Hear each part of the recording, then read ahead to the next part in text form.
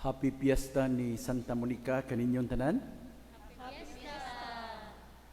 Are you truly happy? Di man ako makita gud ang inyong mga pahiyom tungod sa inyong mga maskara.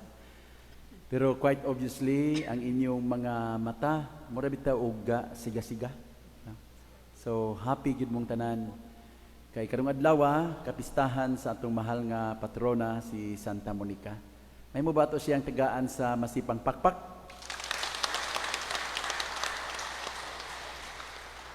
Ako nga dakong pagtahod sa ato ang padrikura, si Father Loloy Istoque. Kunya usab sa iyahang abtikpod nga buutan nga luyo-luyo o kapika sa kinabuhi. Si Father Melvin Aquila. Kunya niya po ang atong anak sa lungsod nga si Father Craig Hubak. O giubanan sad siya sa akong sidekick nga Hubak pod. Lain lagi spelling pero si Padre Ado kauban nato karon atong pakpakan nato mga kaparian. Unya tingani nindot nga timbayaon sa nato ang atong mga kaigsuonan nga nakig-uban nato online ining maong Santos nga misa Ilabi na gyud ang mga taga Albor nga naa sa lain-laing mga suok sa kalibutan. I'm sure karong adlaw nakahinumdum sad sila sa ilang mahal nga patrona si Santa Monica. Matag Mayo 4 magpiesta tagdako sa ato ang patrona, sakto ba ko?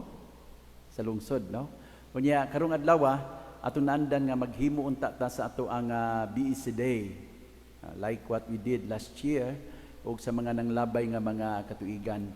Pero tungod ni Mr. COVID, napugnan ta sa paghimo sa mao nga mga kasaulugan. But nonetheless, malipayon kitang tanan nga nagpasidungog sa atong mahal nga patrona karong adlaw.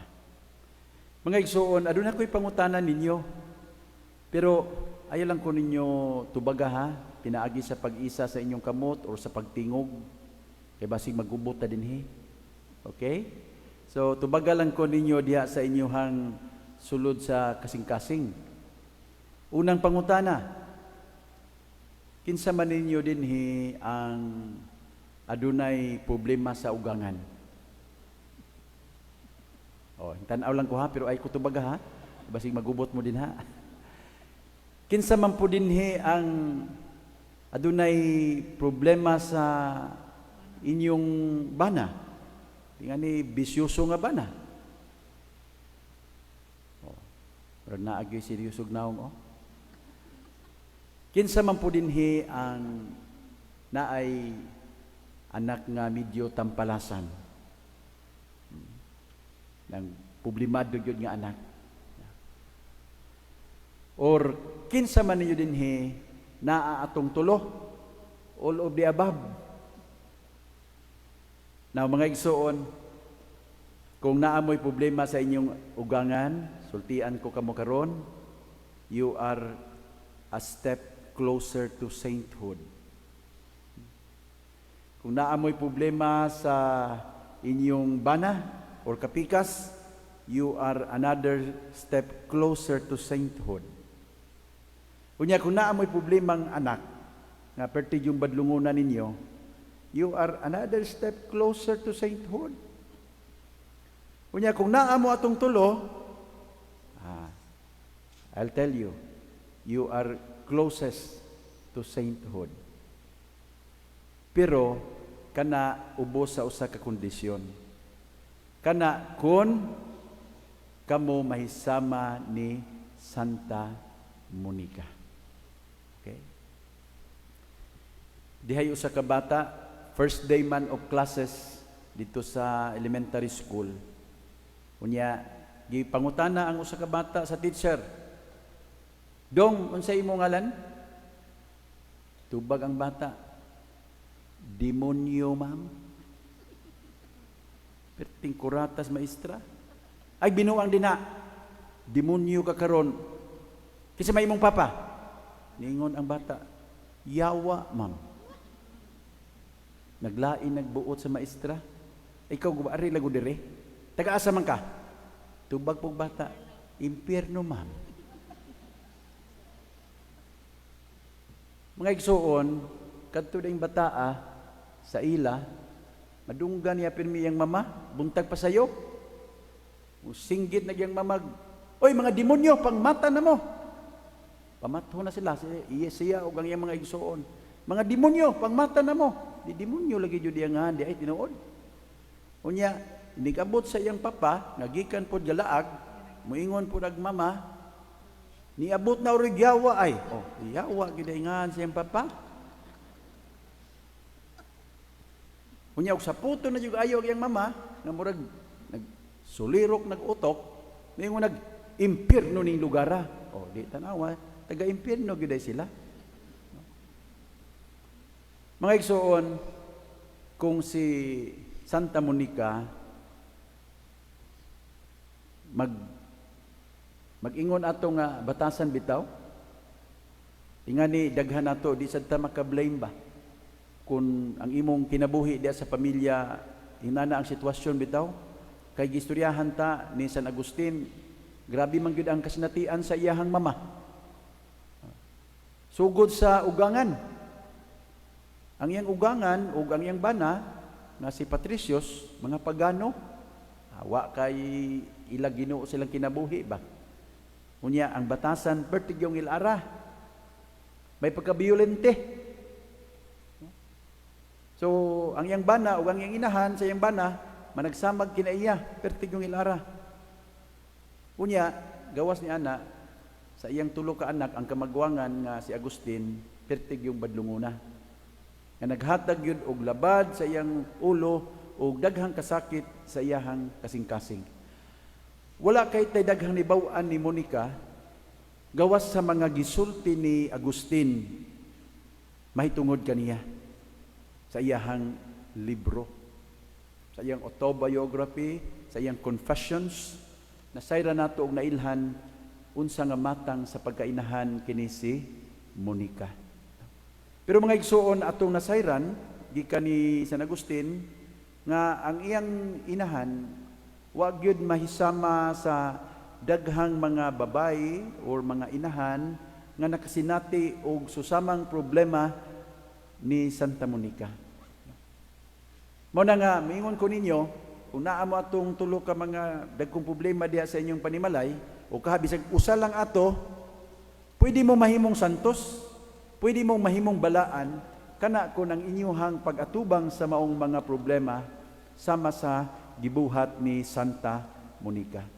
Mga igsuon, upat lang kabuok tips ako ihatag ninyo, anang maka-imagine ta ni Santa Monica ba, niya, kiniunta atong puy-an diha sa atong tagstag sa mga pamilya, sa atong pag-atubang sa mga hagit, unsa maning upat ka mga gagmayng butang, gagmay, dagko gini, importante kayo.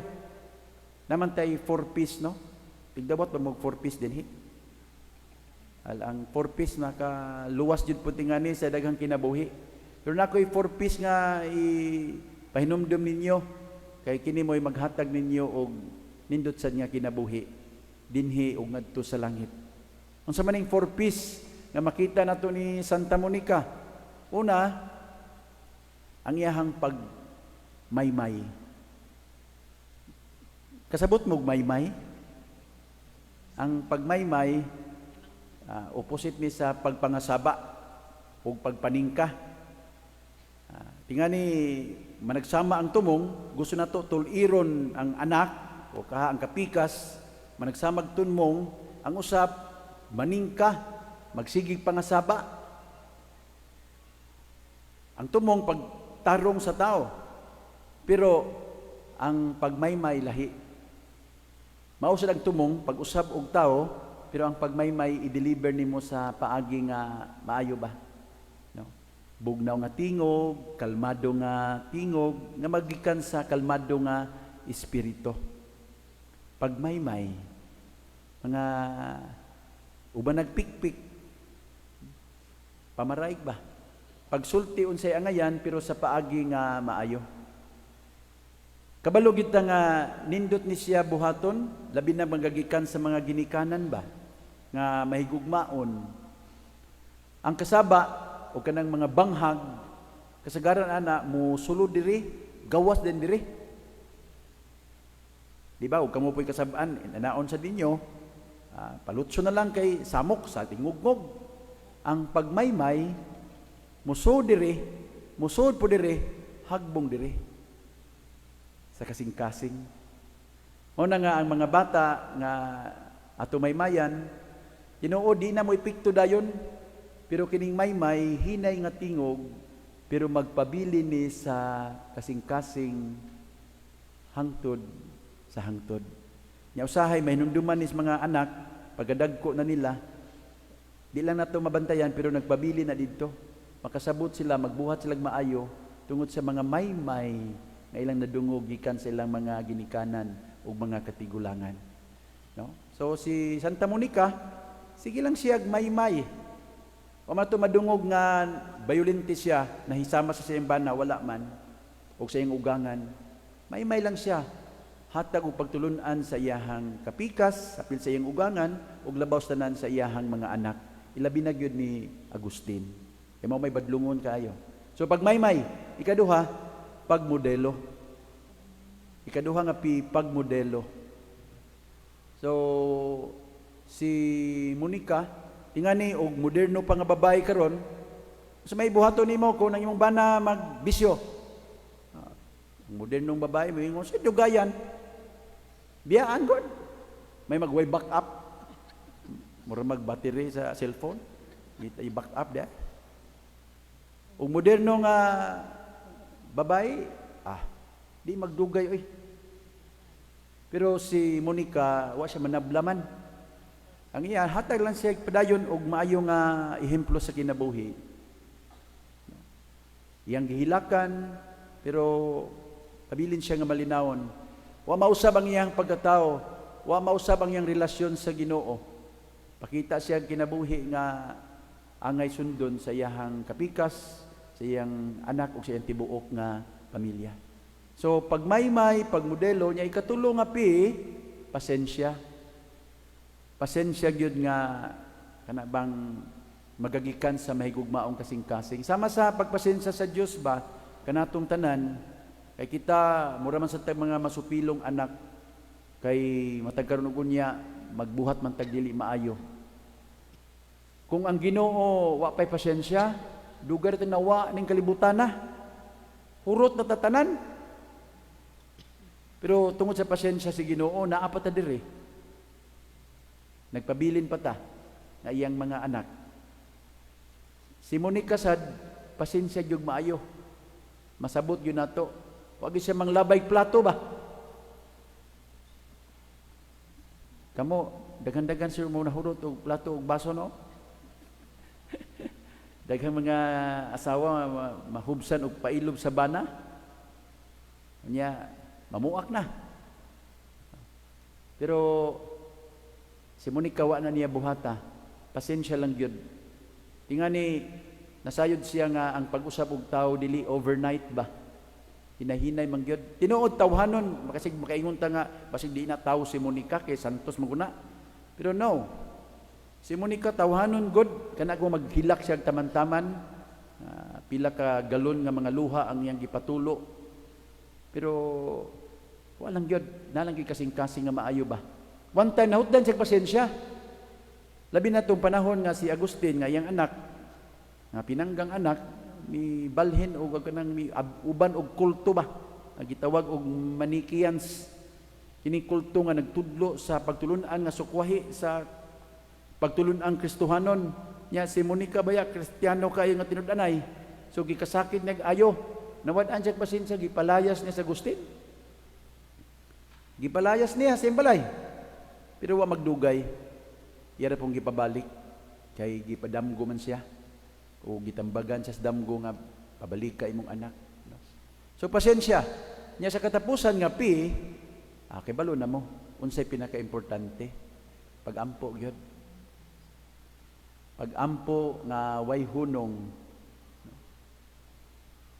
Dugay nga pag-ampo. Gisaysayan ta nga ni Agustin nga ang iyang inahan sud sa 17 anyos na iyang pagbabadlong. Grabe ang taong inampo ay. 17 anyos. Itang mag-ampo ta. Sus, maingon din ta, dugayan na gyud akong inampo, padre. So sa akong anak, ambot, unsaon na lang gid ni. Maadyo pa siguro unsaon ni. Palayaso na lang gid ni. Kapuyo na taga-ampo, pero pila ka buwan pa or tingani tuig. Pero si Monica 17 anyos nga inampuay, niludhanay og pinaagasay luha at tubangan sa Dios alang lang sa kausaban sa iyahang anak. No? So pag may pagmodelo, pasensya ug pagampo. Mga igsuon na mga ginikanan din hino ug tingani sa daghang mga naminaw nato online, kabalo ko dili ba sayon ang padako og anak ron panahona.